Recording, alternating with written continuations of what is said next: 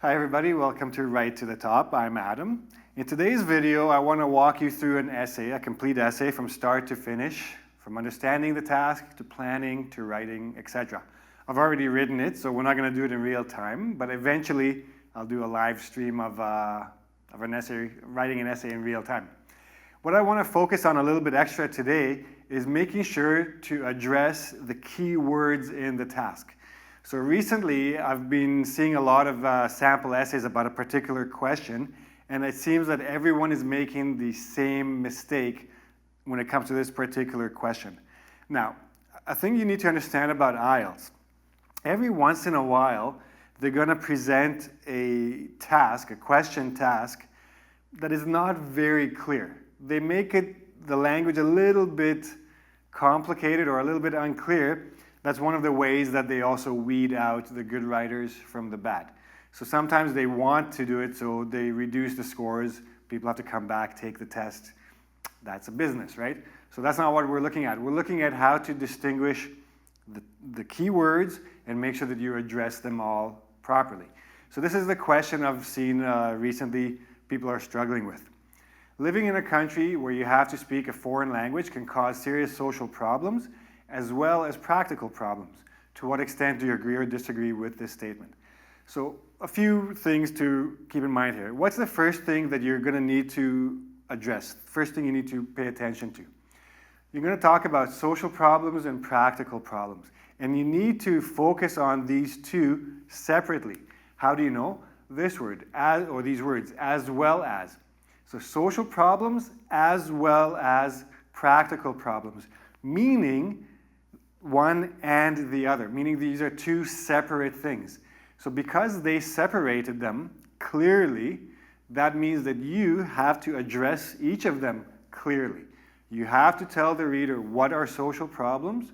You have to tell the reader what are practical problems. What are these? What are those? That's one thing you have to keep in mind.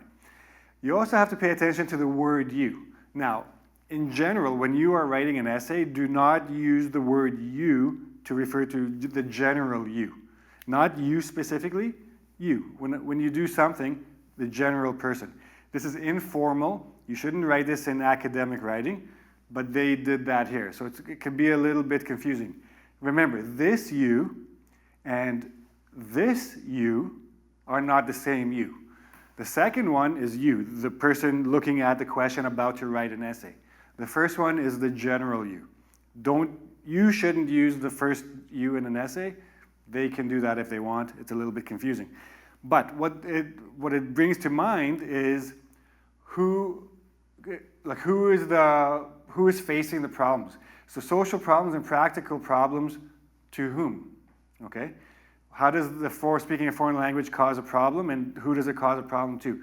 The individual, the immigrant, or society at large? Okay, so we're going to address this question as well. And lastly, to what extent do you agree or disagree? It's amazing how many people forget to address this word, to what extent. Very simple, you just say, I completely agree, I completely disagree, you've answered that question. But a lot of people forget to do that. There are other ways to address this, but make sure that you do address it. And at the end, don't forget, all of this has to do with speaking a foreign language.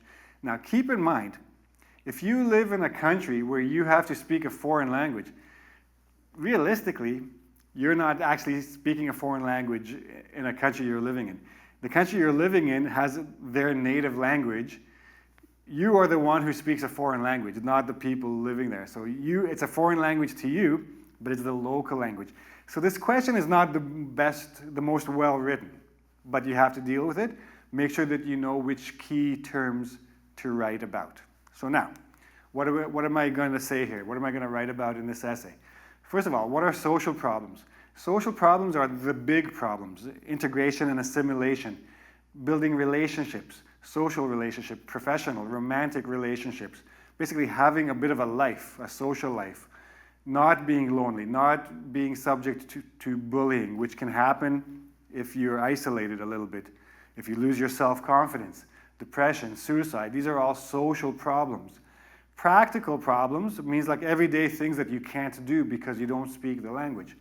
Shopping, banking, getting a job, healthcare, going to a doctor's office, getting a driver's license. If you can't speak the language, how do you tell the doctor where you're having a problem, where the pain is, what medicines you're taking, etc.?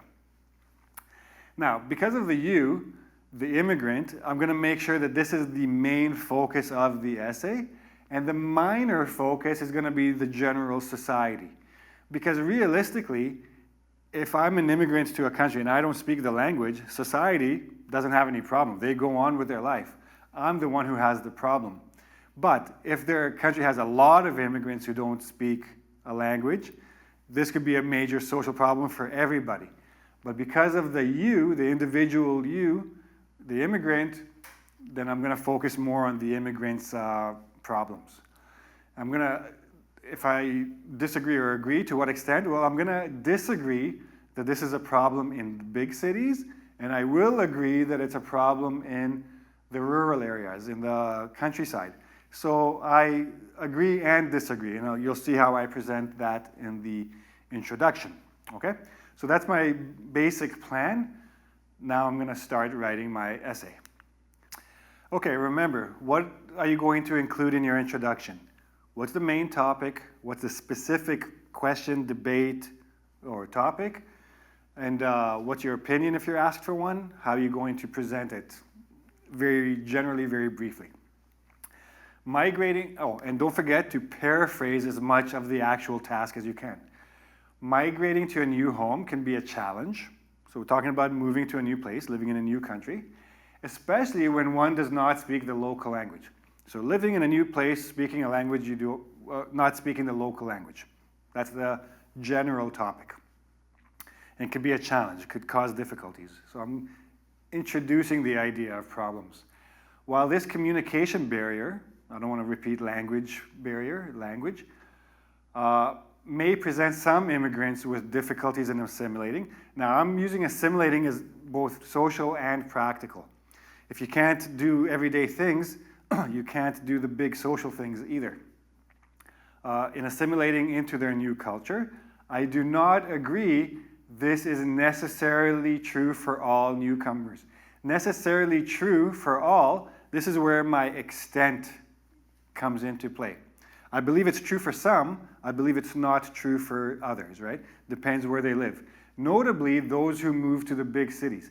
So those who move to the big cities, I don't think they really have too many problems, which means those who move to the small towns and villages might have some problems. So right away, I've answered the question, I've looked at the topic, I've looked at the possible problems there may be, I've given my opinion, and I give you an idea of how I'm going to support my opinion, my viewpoint, okay? 53 words, pretty short, pretty sweet, get to the point, focus more of your word numbers in the body paragraphs, okay? So now, here's my 2 body paragraphs.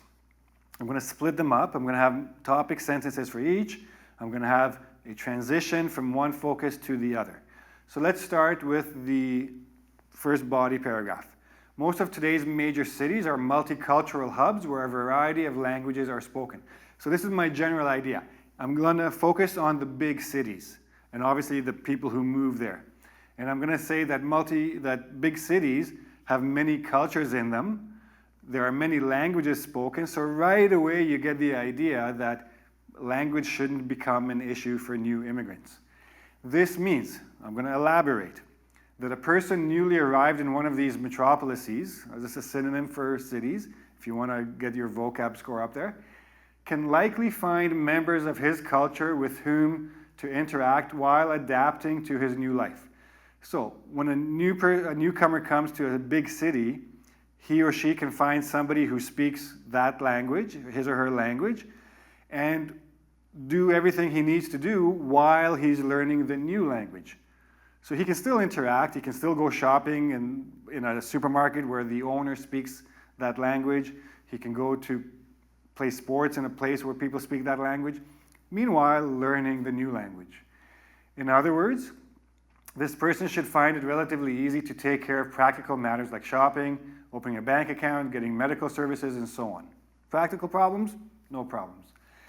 Moreover, many of these immigrant communities have centers to facilitate social interactions.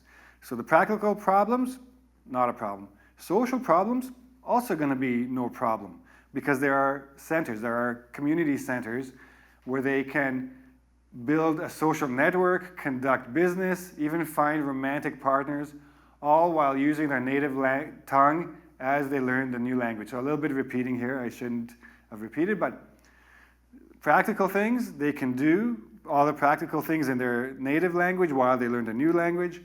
Social things they can do in their native language while they learn the new language. So no practical problems, no social problems. On the other hand, I'm contrasting. I'm looking at the other side of the equation, because I said sometimes it's a problem, sometimes it's not.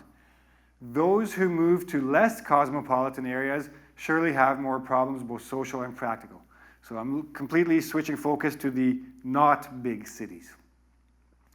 Without being able to communicate with neighbors, store clerks, or even with doctors, these immigrants can find each day a struggle to survive.